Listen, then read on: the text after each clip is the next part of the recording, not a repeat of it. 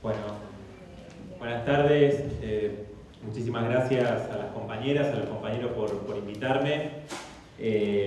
La verdad que bueno, estamos en un momento donde hay muchas discusiones y debates de todo tipo y hay peleas muy importantes como las que estaban marcando los compañeros recién, y me parecía por ahí un poco decir algunas cosas como disparador para que después abramos el debate o preguntas, lo que quieran. En primer lugar, bueno, sobre el problema de la precarización del empleo, que las compañeras y los compañeros plantearon, digamos, en la charla, abordar el tema de la precarización del trabajo y también en relación a nuestra propuesta de la reducción de la jornada laboral. Bueno, con respecto a eso, digo, hay muchos debates que vienen sobre todo de los años 90, donde algunos empezaron a plantear, algunos intelectuales y demás, que se venía el fin del trabajo y que los robots, ¿no?, que las máquinas iban a reemplazar al trabajo humano, ¿no?, a los trabajadores y trabajadoras. Bueno, esa situación, digamos, después de que pasó bastante tiempo, podemos llegar a algunas conclusiones, ¿no?, que en realidad no sucedió eso, ¿no? Si bien hay supresión o eliminación de cierta cantidad de puestos de trabajo, por otro lado hay enorme cantidad de trabajadoras y trabajadores nuevos en muchos países, por ejemplo como China o del sudeste asiático, donde demuestra que en realidad hay una cantidad de asalariadas y asalariados como nunca en el mundo, ¿no? Entonces, eso para empezar, digamos, a desmitificar esto de que las máquinas reemplazan el trabajo humano, ¿no? Lo que sí, bueno, y Víctor podrá seguramente dar fe de esto, donde a las fábricas del neumático le dicen la picadora de carne, ¿no? Realmente lo que genera la situación de la innovación tecnológica es una mayor es como una esclavización del trabajador, de las trabajadoras, a las máquinas, ¿no? Es decir, mayor ritmo de producción. La otra vez estábamos en una asamblea del PTS abierto, donde habían venido compañeros y compañeras, por ejemplo, del Parque Industrial de Pilar, ¿no?, y un compañero de Ferrum, ¿no?, de los servicios sanitarios, decía: nosotros en la fábrica, dice, yo en mi puesto trajeron una máquina nueva, entonces yo me puse contento primero, dije, bueno, buenísimo, voy a tener que hacer menos esfuerzo, ¿no?, porque hay una máquina más avanzada, ¿no?, una tecnología nueva. Todo lo contrario. O sea, los ritmos de producción hacen que estés constantemente esclavizado a esa máquina, ¿no? Y así podríamos ejemplificar con muchas otras, en muchas otras situaciones, ¿no? Entonces, es decir, no se ha dado esto. Y otros inclusive planteaban, algunos decían, bueno, si hay una robotización va a haber mayor desempleo, ¿no? Y en realidad el fenómeno que se viene observando desde hace mucho tiempo, pero sobre todo en las últimas décadas, con el avance de la ofensiva neoliberal desde hace 40 años, es la fragmentación de la clase trabajadora, la precarización del empleo, es decir, menor calidad del trabajo, ¿no?, con menos derechos, con lo que significa la sobrecarga laboral o muchas compañeras y compañeros que tienen subempleo, ¿no? Ese fenómeno no es solamente en Argentina o en la región, sino a nivel internacional, ¿no? A nivel internacional se da este fenómeno y lo que han logrado, digamos, desde el punto de vista de los grandes capitalistas, ¿no?, es quitar derecho a los trabajadores y a las trabajadoras, fragmentando en distintos sectores a la clase obrera, ¿no? Porque, si se quiere, hay también debates que en relación a que hubo un momento más excepcional a nivel internacional después de la Segunda Guerra Mundial, donde lo que, digamos, se mistificó mucho el hecho de que los trabajadores sindicalizados, con derechos, etcétera, era, digamos, esa clase obrera que se vio en esos años de boom económico de la posguerra, de la Segunda Guerra Mundial, pero que en realidad eso fue un momento excepcional, ¿no? Un momento excepcional, porque la clase trabajadora surgió de esa manera, con empleos precarios, etcétera, ¿no?, con una gran precarización del empleo, con fragmentación, ¿no? Entonces, ¿por qué digo esto? Porque muchos dijeron, bueno, los que hablan, nosotros queremos, luchamos por el socialismo, ¿no? Y la lucha por un gobierno de los trabajadores, las trabajadoras por el socialismo depende de un sujeto concreto, que son las trabajadoras y los trabajadores, que son los que generan la riqueza en la Argentina y en el mundo, ¿no? Entonces, si hay gente que nos dice que ese sujeto no existe más, ¿no? Y que ahora las máquinas van a reemplazarlo, bueno, nosotros tenemos que responder, tenemos que preguntarnos, ¿esto es verdad? ¿Es cierto? ¿No es cierto? Bueno, entonces hay una demostración empírica que eso no es así, ¿no? Y bueno, eso se ve inclusive en las grandes luchas de los trabajadores y las trabajadoras que se están dando, no solamente de los sectores sindicalizados, a nivel internacional, digo, ¿no? Acá Víctor contaba la lucha del neumático o de otras, pero en este momento, particularmente en Europa, hay grandes luchas obreras de sectores que hace 40 años que no hacían huelga, ¿no? Como los ferroviarios, por ejemplo, en Gran Bretaña, ¿no? Los trabajadores metalúrgicos en el Estado español, o en Francia, donde estamos viendo a los trabajadores de la industria petrolera, ¿no? Muy poderosa, que son la avanzada de una serie de movilizaciones obreras y populares contra el avance de la inflación producto de la guerra, ¿no? De la guerra en Ucrania. Entonces, digamos, ahí uno puede observar, ¿no? Que el poder de la clase trabajadora, como decía Víctor, nosotros hicimos un pequeño sindicato, 5.000 trabajadores, en la cadena de la industria automotriz, que tiene decenas de miles de trabajadoras y de trabajadores, bueno, fuimos clave, porque sin no tener un neumático, ¿no?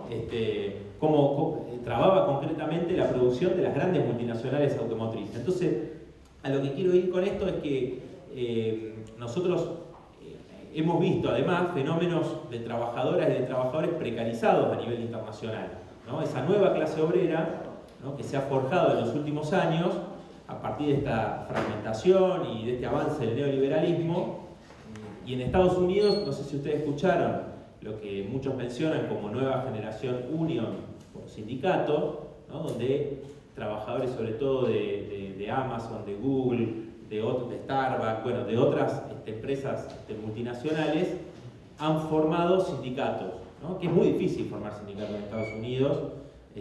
No sé si alguno pudo ver un documental que se llama American Factory, que explica, ¿no? Y muestra cómo va un empresario, no se la ve poliar, pero le digo algo en general, un empresario de China, y entonces, bueno, lleva trabajadores chinos a Estados Unidos, y en un momento estaban así en la fábrica, todo, y los chinos decían, che, pero esto no labura, ¿qué les pasa? Estoy cansado, ¿qué onda? ¿Viste? Y entonces, bueno, después se hacen amigos, se conocen, qué sé yo, y claro, en realidad el problema es que en Estados Unidos sus compañeros tenían más de trabajo, porque no les alcanzaba, ¿no? Entonces, la situación, digamos, de sobrecarga laboral generaba ese cansancio. Bueno, y lo que quería decir es que, y ahí muestran algo que es brutal, que es el problema de la sindicalización. Vos, para hacer un sindicato en Estados Unidos, primero tenés que ganar un plebiscito, ¿no? Ganar un plebiscito donde las patronales contratan especialistas, gente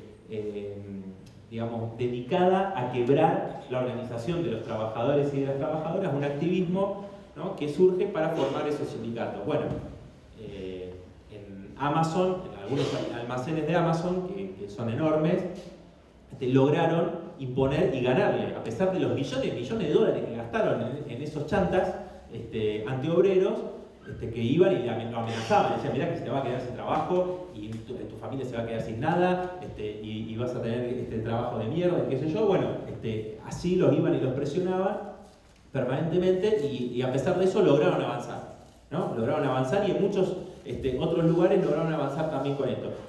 Y ahí se da un fenómeno, ¿no? En esta nueva juventud, porque muchos son jóvenes, de trabajadoras y de trabajadores, que conectan, ¿no? Esos trabajadores conectan con los movimientos sociales de lucha, ¿no? Por ejemplo, con el movimiento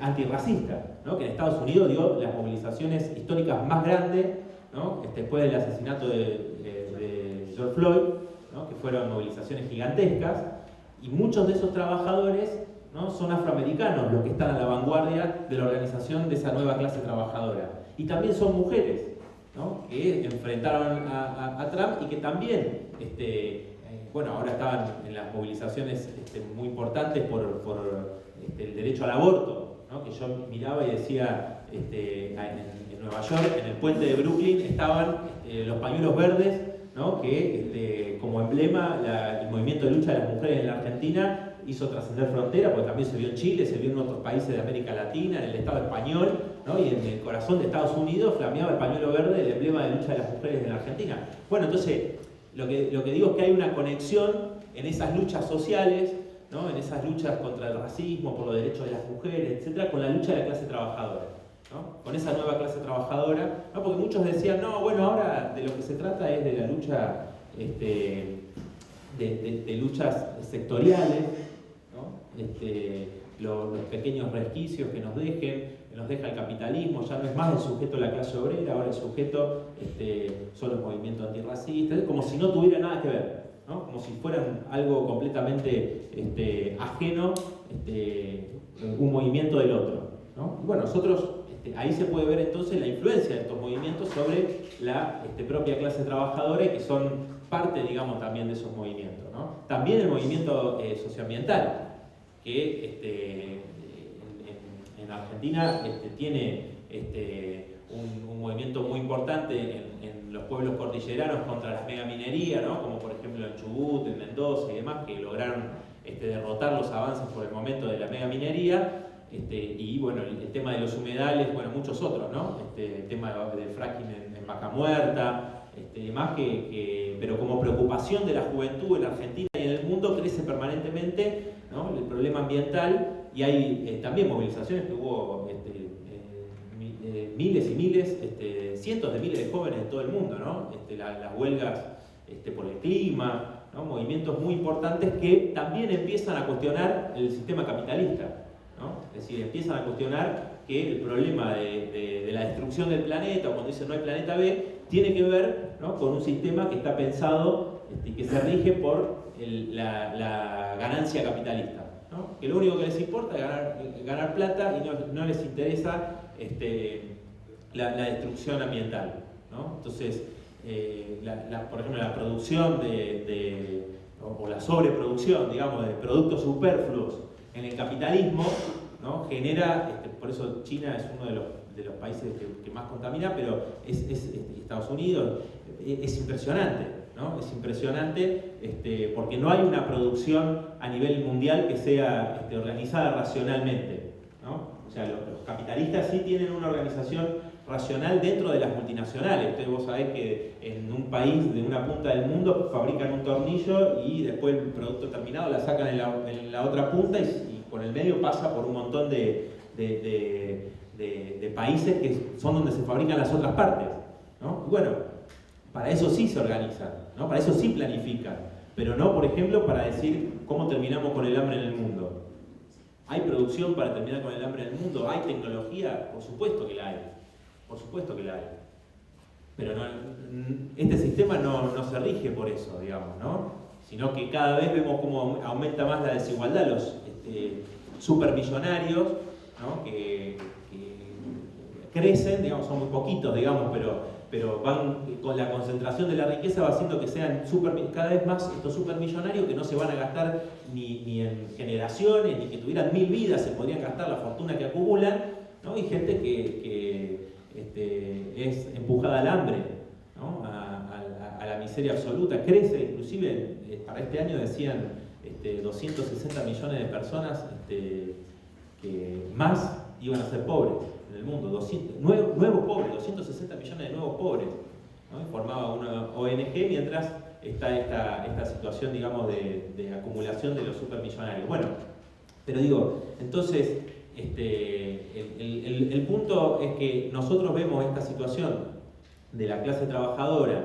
¿no? De fragmentación y demás, y contra los que dicen fin del trabajo, la clase trabajadora como tal no existe más, ¿no? Eso lo desmiente la propia composición a nivel mundial, la cantidad de asalariados, el rol que ocupan en la producción, todo eso que planteó Marx se sostiene, se mantiene concretamente, y además en las distintas formas de lucha, ¿no? Se puede ver cómo la clase trabajadora también tiene una potencialidad de ser hegemónico sobre los distintos movimientos populares, ¿no? Entonces, nosotros acá en Argentina vimos una realidad particular porque una cosa muy positiva es que hubo un gran movimiento de lucha de los desocupados en la Argentina, ¿no? En los 90, cuando privatizaron YPF, etcétera, los movimientos de Cutralcó, de Mosconi, Tartagal, en Salta y demás, eran ex trabajadores YPFianos que se movilizaban por trabajo, ¿no? Que eran desocupados y demás. Después, el movimiento desocupado se generalizó, se trasladó, digamos, acá a Buenos Aires, a todo el país. Con el gobierno de Dualde sacaron la conclusión de que había que tener una política de contención, ¿no? Hicieron los planes sociales, ¿no? Y hay un enorme movimiento de desocupados en la Argentina, ¿no? Y entonces hay sectores como Grabois, por ejemplo, que tienen la estrategia de decir, bueno, estos sectores ya son excluidos de la clase trabajadora, ¿no? Algunos, por si le interesa, hay un tipo que se llama Guy Stande, que dice que hay una nueva clase que se llama precariado, no existe más la clase obrera, sino precariado. Bueno, pero yendo a esa misma concepción, hay gente que dice, no, hay que luchar por un salario básico universal o una renta básica universal. Ya no se puede luchar porque esos trabajadores sean parte, digamos, de la clase obrera, que tengan un puesto de trabajo genuino, etcétera, etcétera, sino que hay que conformarse con una renta que te alcance para lo mínimo. Después, bueno, podés tener algún trabajo precario, el de estar en la informalidad, changas, esto que el otro, pero bueno, no se puede hacer más que eso, ¿no? Entonces, y el trabajador sindicalizado, ¿no? En el caso de trabajador neumático, puede ser de camionero, etcétera, hacen sus propias luchas por su salario y sus condiciones de trabajo, y son como dos cosas que no tienen nada que ver una con la otra.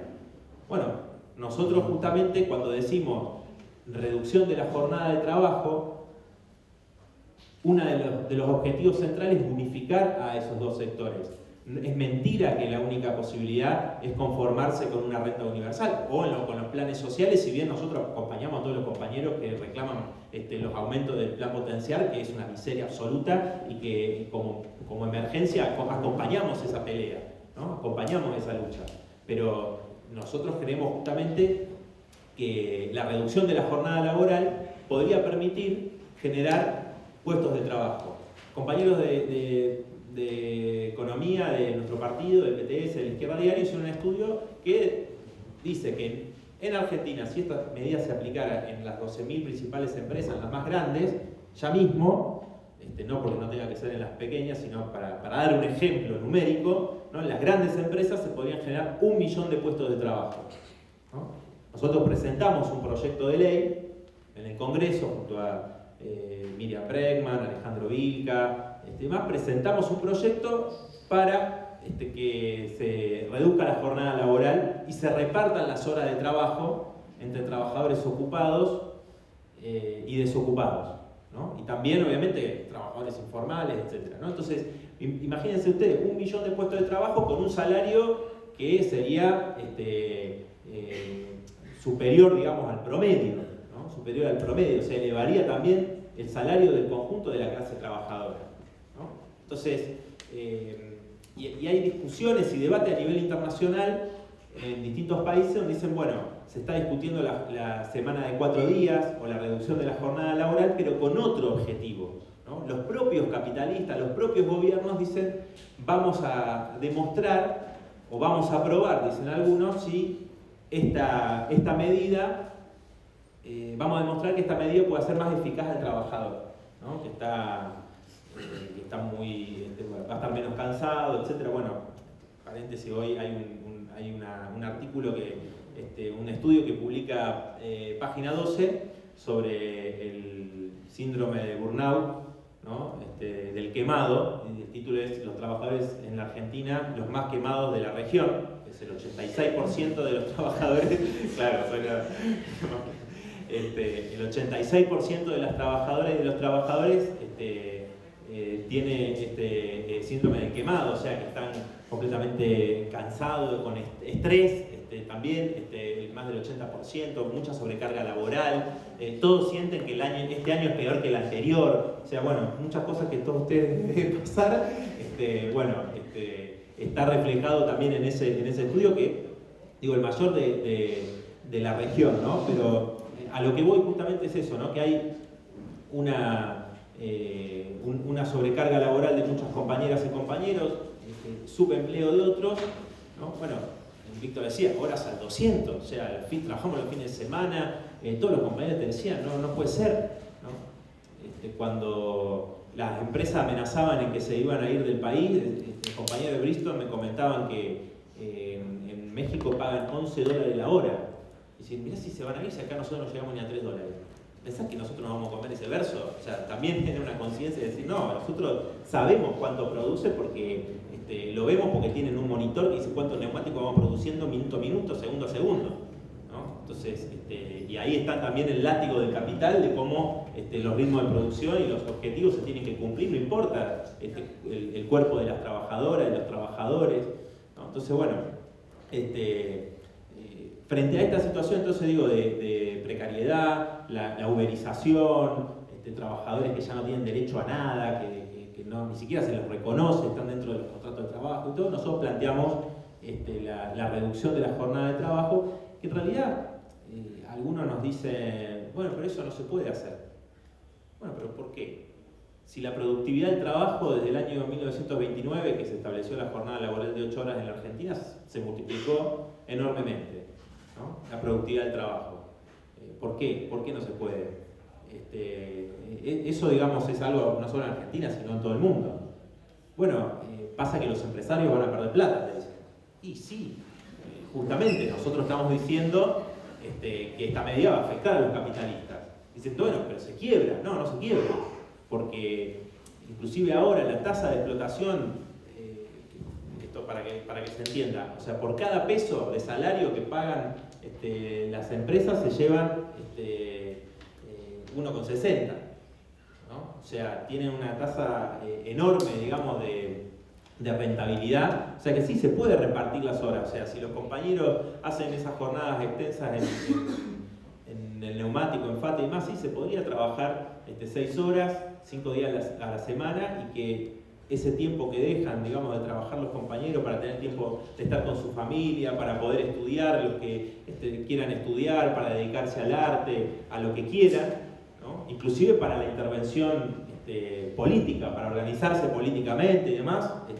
Bueno, y por otro lado, los compañeros que no tienen empleo o tienen empleo informal podrían tener ese puesto de trabajo, ¿no? Entonces, este planteo es totalmente opuesto a los que dicen no, hay que conformarse con una renta básica universal o un salario básico universal. Y obviamente es una respuesta potente frente a los que dicen, y ustedes quizás, bueno, quienes estudian en la facultad lo escuchan mucho, las leyes laborales, ¿no? Las leyes laborales son obsoletas, dicen, pero no, como decimos nosotros, al revés, ellos dicen son obsoletas, pero en realidad lo que quieren es que sean más flexibles, que haya menos derechos. El otro día lo escuchaba a Milei que decía, bueno, hay que hacer en la construcción, decía. En las leyes laborales no van más, dice, hay que hacer como en la construcción. ¿Qué sería lo de la construcción? Es la mochila, le llaman, ¿no? Donde lleva la indemnización del trabajador. O sea, la indemnización ya no la va a pagar la empresa si te despide, sino que vos vas llevando los aportes que vos mismo vas haciendo, ¿no? Y vos mismo te pagás el despido. Eso pasa en la construcción, ¿no? Entonces, bueno, hubo otra forma de precarización del trabajo que en los 90 se impusieron. De hecho, en los 90 los tipos dicen va a haber más empleo formal, ¿no? Y en los 90 en realidad avanzó la desocupación con la flexibilización laboral, ¿no? Mientras menos leyes que protejan, más se avanza, ¿no? En la flexibilización del trabajo, contrariamente a lo que ellos dicen. Entonces, nosotros vamos, obviamente esto, defendemos cada una de las letras favorable al trabajador que diga la ley, nosotros la tomamos, los compañeros, las compañeras que son abogados y que ponen todo su conocimiento al servicio de cada una de esas luchas de los trabajadores, lo utilizan permanentemente, ¿no? Bueno, acá está el compañero Charlie, otras compañeras y compañeros, nuestra compañera Miriam Bregman, que no solamente ha sido parte de las luchas democráticas contra los genocidas, en los juicios contra los genocidas, enfrentando el Checolás, etc., sino también muchas luchas de los trabajadores, abogada de las fábricas recuperadas y de muchos otros trabajadores, las compañeras y compañeros de PepsiCo, ¿no? Pero por lo que me comentan a veces los compañeros y las compañeras no dan abasto de la cantidad de conflictos de compañeras y compañeros que vienen, que necesitan de colaboración, de que estén a disposición con la profesión y al servicio no solamente de las luchas, de todas las luchas y las peleas, sino también en un montón de estafas que le hacen a muchas compañeras y compañeros que están precarizados, etcétera, y que permanentemente el sindicato, olvídate que te va a defender, ¿no? Bueno, Víctor decía la CGT, ¿no? Que tuvo 5 meses sin abrir la boca en el conflicto del neumático, y cuando dijo algo dijo: pongan en caja a estos muchachos. O sea, 5 meses sin hablar, y después salieron. Bueno, sabemos que a los trabajadores y a las trabajadoras más precarizados, sobre todo en la juventud, que es donde más trabajo precario hay, bueno, ahí olvídate que los sindicatos te toman en cuenta, te defienden, ni nada, ¿no? Entonces es muy importante el papel que cumplen las compañeras y compañeros del CEPROT, del PTS, en todo el país, ¿no? Y que han hecho, digamos, han creado una gran tradición, ¿no? De cómo los abogados, las abogadas se ponen al servicio de la lucha de los trabajadores, y digo, no solamente en esas luchas, sino también cómo a partir de una pelea en común nosotros podemos sumar a muchos trabajadores y a muchos jóvenes a la pelea por la construcción de un partido de la clase trabajadora, ¿no? Porque está bien, nosotros, como les digo, vamos a dar, aprovechar cada resquicio a pelear por lo más mínimo que sea, por la conquista que quieran sacarnos. Nosotros estamos ahí, peleamos, vamos con los movimientos desocupados, vamos con los trabajadores del neumático, con lo que sea, ¿no? Ahora, sabemos que hoy los capitalistas te dan algo y mañana te lo van a sacar, van a hacer todo para sacártelo, ¿no? Van a hacer todo para sacártelo. Entonces, si la clase trabajadora no da un salto de esa lucha sectorial o parcial o por sus reivindicaciones más inmediatas a plantearse como la verdadera fuerza social y política capaz de crear un nuevo tipo de sociedad, ¿no? Por eso digo, no es menor esta discusión sobre que la clase trabajadora ya no existe más, ¿no? Porque todos esos ideólogos que pulularon y que siguen a nivel internacional están diciendo no se puede pensar otro sistema social alternativo al capitalismo. Lo que planteó Marx, la clase social que Marx planteó para pensar un nuevo tipo de sociedad, no existe más, te dicen, ¿no? Bueno, entonces no es menor. Digo, nosotros justamente pensamos cómo revertir ese avance del neoliberalismo, ¿no? y unificar a la clase trabajadora, superar esa fragmentación, y hemos logrado humildemente al menos instalar en muchos sectores de la clase trabajadora esta idea de las 6 horas, ¿no? De la reducción de la jornada laboral. Y muchos compañeros lo viven cotidianamente, ¿no? Entonces, y además esto tiene que ver, no es, ya sabemos que no es algo que no se pueda llevar adelante. Ahora, ¿qué es lo que necesitamos? Bueno, ahí está el problema de la relación de fuerza que tanto le gusta decir a Santoro y a otros kirchneristas que siempre te dicen no se puede, la relación de fuerza no da, no, mirá, si hacemos muchos quilombos se viene la derecha, fíjate que si peleamos, bueno, la misma CGT, ¿no? Dice, no, si te vas de mambo, creo que Daer fue al coloquio de ideas, ¿no? Dijo que había que tener cuidado con los aumentos que se pedían, porque no se les puede pedir aumento a las empresas que no pueden dar. El coloquio de ideas, para los que no conocen, es la reunión de lo más granado del empresariado, ¿no? Los principales empresarios, etcétera, se reúnen. Bueno, ahí invitaron a Daer porque consideran un amigo, obviamente. Y bueno, sí, claro, con gente así, imagínate, ellos que te dicen, no, si pedís mucho, la patronal, que es lo que me decían los compañeros de Bristol, ¿no? Si mirá, si nos vamos nosotros a creer el verso de que estos tipos se van a ir si nosotros hacemos este reclamo porque no les conviene. Si acá pagan salario de hambre, y es verdad, porque los salarios vienen cayendo hace 4 o 5 años de manera consecutiva, así que obviamente que no es ese, digamos, el problema.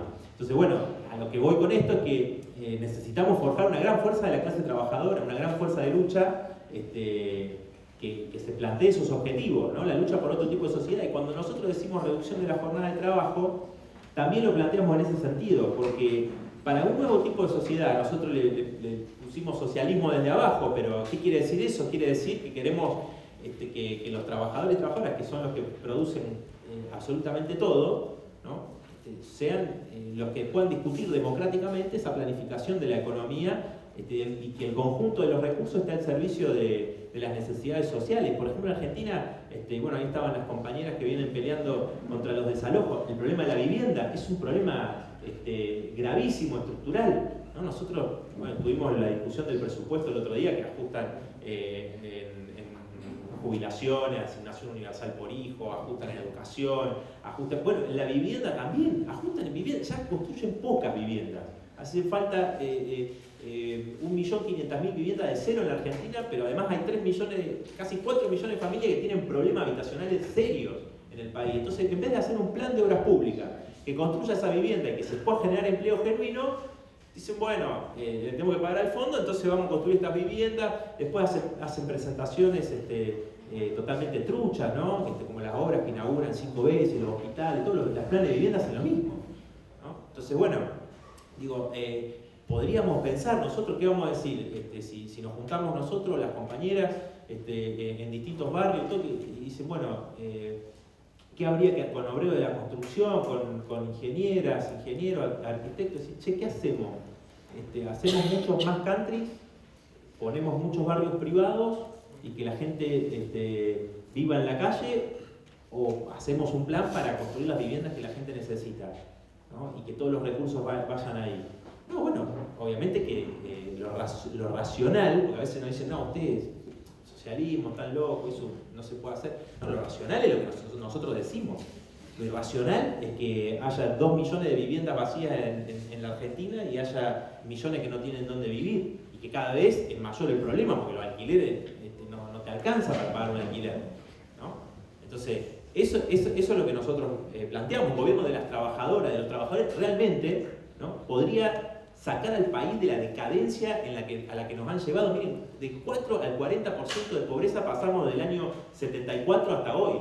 El salario de los trabajadores vale menos de la mitad de lo que valía en aquellos años, porque nos gobernaron todos, desde los milicos genocidas, Menem, o sea, el peronismo que estuvo con los liberales como Alzogaray, etcétera, etcétera, los kirchneristas, los macristas, de la Rúa, o sea, los radicales, Alfonsín, todos gobernaron, ¿no? Y esa fue la situación, digamos, cómo empeoró la situación de la clase trabajadora, ¿no? Entonces, no es porque Argentina no tenga recursos, ¿no? Que es lo que siempre dicen, no, Argentina, el problema es la restricción externa, no tenemos dólares, no, mentira, se lo fugan todo, ¿no? Y después el mecanismo de la deuda también con el FMI, etcétera, que es de dominación constante, de una dependencia de la Argentina que no podemos pensar y planificar en este sentido. Entonces, los grandes empresarios del país son justamente los que se la pasan fugando, ¿no? Y los que son incapaces de poder terminar con esta dependencia y esta espiral de empobrecimiento generalizado del país, ¿no? La clase trabajadora tiene una fuerza enorme. Lo que pasa es que vos tenés un sistema, un aparato mediático, los sindicatos, etcétera, para llenarle la cabeza a los trabajadores, para intervenir en contra de las huelgas, para tener la represión de la policía, las fuerzas represivas, gendarmería, etcétera. Obviamente nosotros no somos ingenuos, sabemos que no es fácil lo que decimos, ¿no? Pero lo que sí sabemos es que la situación a la que te lleva el capitalismo cada vez empuja a más sectores a tener que organizarse. Miren, en pequeño, si se quiere, la organización, la solidaridad, lo contrario a lo que te dicen los Milei y todo, que vemos cuando en los barrios recuperados, las compañeras, sobre todo mujeres que se ponen al frente de organizar los barrios tomados, y demás, es impresionante, ¿no? Porque ahí tenés que enfrentarte a la policía, tenés que enfrentarte también a algunas bandas y demás, y ahí se organizan todos los días para subsistir democráticamente, haciendo asambleas, discutiendo de manera solidaria. No les queda otra. Bueno, esas compañeras y compañeros se tienen que unir con los compañeros del neumático que tienen un empleo estable, se tienen que unir con los trabajadores y trabajadoras de aplicaciones, con trabajadores de Starbucks, de McDonald's, hay que pelear por esa unidad de la clase trabajadora, ¿no? Y nosotros queremos hacerle la invitación para que todos los que quieran participar y sumarse ¿no? al debate, a la discusión de cómo ponemos en pie una fuerza de trabajadores y trabajadoras socialista, ¿no?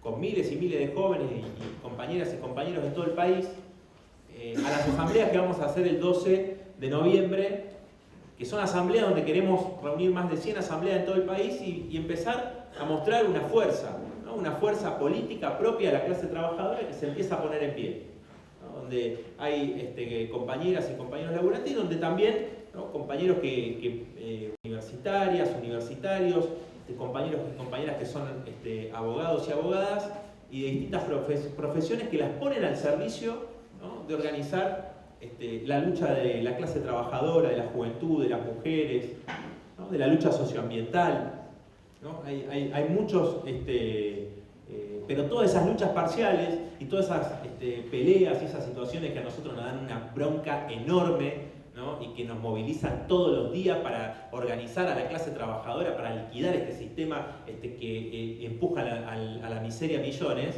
Bueno, esa fuerza obviamente nosotros queremos que se unifique, ¿no? Que se unifique en un gran partido y por eso estamos impulsando también estas asambleas a las que queremos que las compañeras, los compañeros se sumen. Bueno, los compañeros secundarios también. Cada compañera contó muy bien cómo se estaban organizando. Nosotros fuimos con Miriam el día que hicieron la marcha esa enorme, que había muchos compañeros, muchas pibas y pibes se acercaron a saludarnos y la verdad que había una organización muy auspiciosa, ¿no? de la juventud, que también, ¿no? Entonces hay distintos sectores, distintas expresiones de lucha contra lo que te quiere decir que hay que resignarse. Bueno, hay compañeras y compañeros secundarios, están los compañeros neumáticos de muchos sectores, compañeros que luchan por vivienda en las condiciones más adversas inclusive también. Así que bueno, yo paro acá porque si no es largo, pero bueno.